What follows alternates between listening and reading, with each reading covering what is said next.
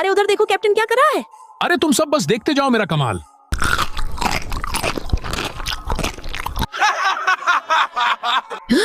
अरे वाह कैप्टन, तुम्हारी तो मांसपेशियां अचानक फूले हुए गुब्बारे जैसी हो गई। दोस्तों हमें भी वो जादुई पहलवान बनाने वाला कैप्सूल खोजना होगा। अरे दुबले को हट्टा कट्टा कमजोर को पहलवान बनाने वाली जादुई कैप्सूल ले लो। अरे भैया पैसे लेकर वो पहलवान बनाने वाला कैप्सूल दे दो। जल्दी से ये कैप्सूल खाकर मैं भी WWE का चैंपियन बन जाता हूँ।